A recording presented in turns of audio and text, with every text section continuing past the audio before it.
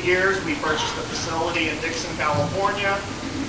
We purchased a facility in Denver, Colorado, one in Boston, Massachusetts. We had a plant in Gallup, New Mexico for a while. We had a plant in Carden, New South Wales, Australia for a while.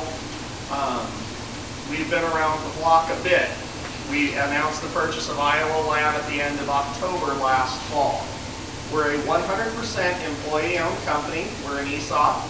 Something we're very proud of is we were named the Western States ESOP of the Year by the ESOP. Employee Stock Option. Thank you. So, we were named the Western States Chapter of the Year, and we'll be competing for the National Award in Washington, D.C. this May. We're very proud to be an employee-owned company, and that means we have a vested interest in what we do. I personally grew up on a sheep and cattle ranch in Northern California, and I still have a few sheep that I play around with today besides what I do for the company. I personally started for the company 16 years ago in quality control. It was my first job out of college. Then I became the fab supervisor, then the case-ready supervisor, all of the Dixon, California facility, plant manager, and then general manager. And then I moved to our corporate office about a year and a half ago to take what was a newly created position at that time called National Director of Producer Relations. And it's a really warm, fuzzy, happy title with a lot of words, and you're probably asking, what in the hell does that mean? I do too sometimes.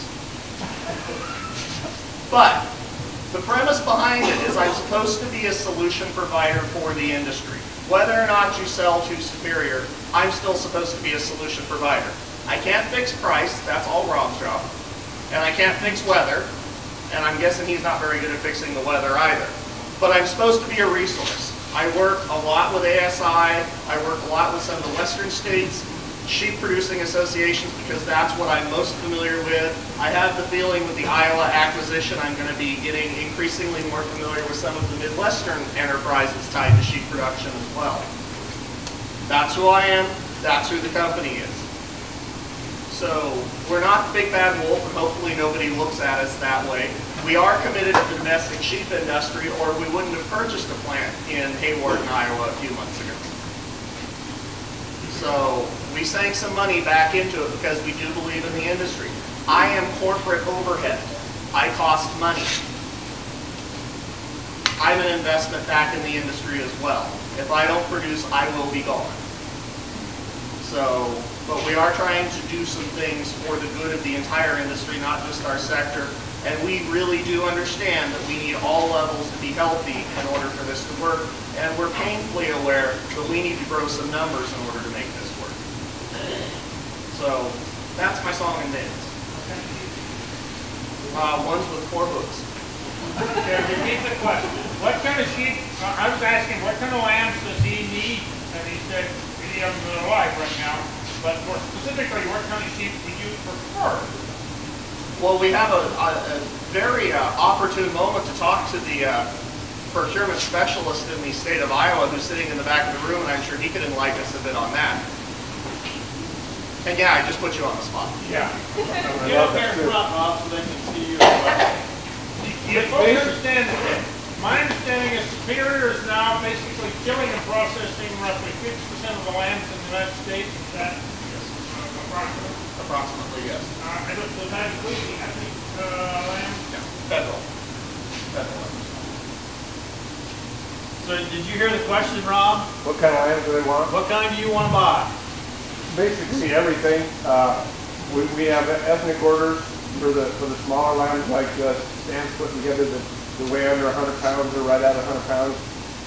We have some small orders for 100 to 115 pound lambs, and then the majority of our product is 120 to 145 pounds. We'll take care of the majority of what we like to kill. The interesting thing about the industries is there is demand for a little bit of everything.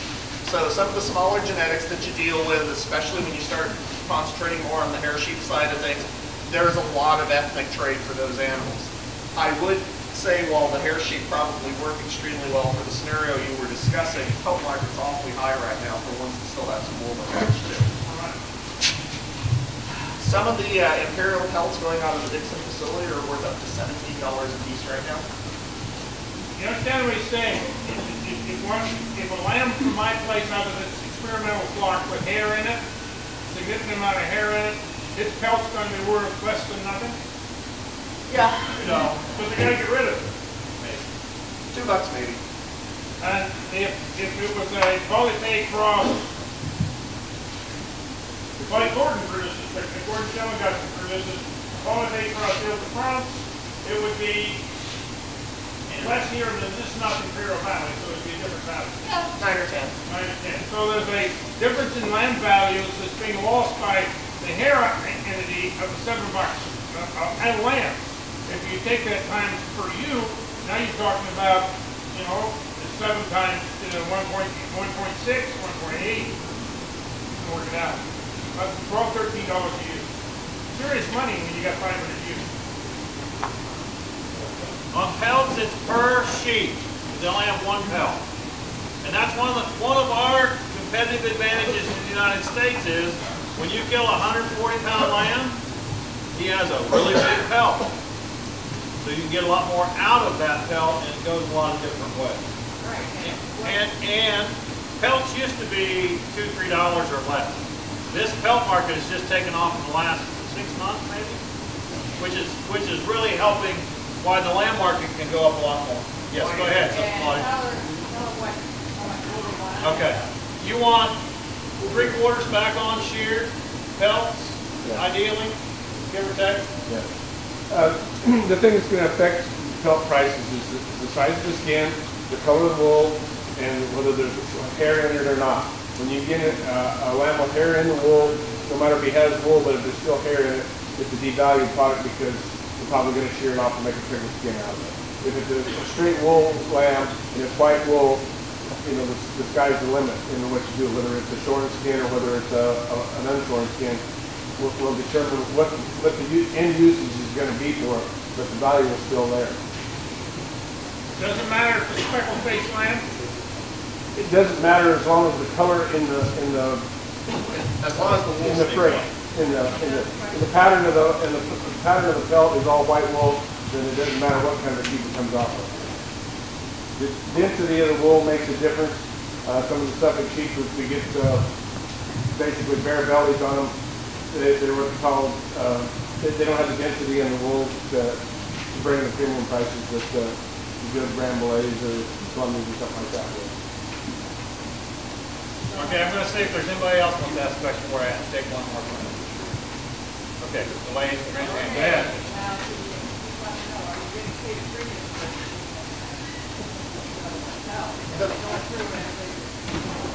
Okay, I'll answer this question first. All right. The question is, do I get a premium if I have #1 pelts on my sheet?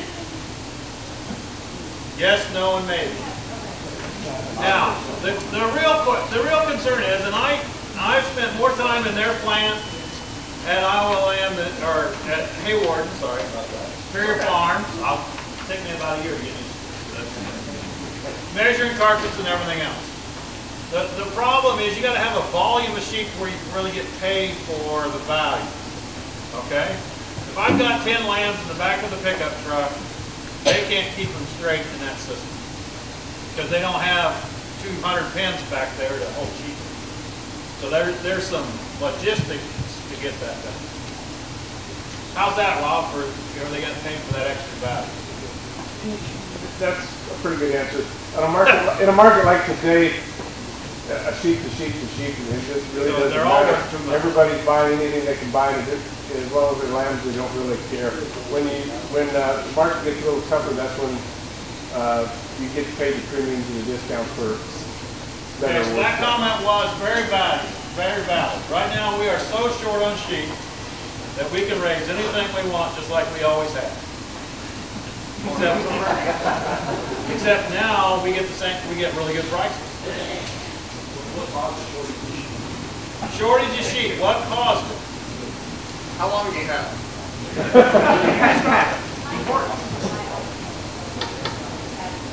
Why have the pelts kicked up in value? I'm guessing internationally the world is taking off economically. I don't know where those pelts are going. Most of the pelts will be salted and dried domestically, and then they're exported to China for further processing. From there, they're going to go into a variety of fashion applications for some of the colder countries in terms of coat linings, glove lining, boot linings. You know, we're all familiar with sheepskin seat covers. You see UGG boots. There's a guy that actually comes to the Dixon facility every year. His name's Walter, and he's got one of the coolest gigs in the world. He comes from Germany. He shows up. He hand selects 5,000 belts because he has the company that makes the buffing claws for the German automobile manufacturers. So he sells the buffing claws to Mercedes, Porsche, BMW, etc. And after he gets done hand selecting his 5,000 belts, he and his wife disappear into the Napa Valley for 2 weeks. And then he waves on his way back out and says it's been great, and we see him again the next year. There's a variety of applications for the pelts that we don't necessarily normally pay attention to, or we don't necessarily think about it because we don't see it in the United States all that much, but the world pelt market has taken off.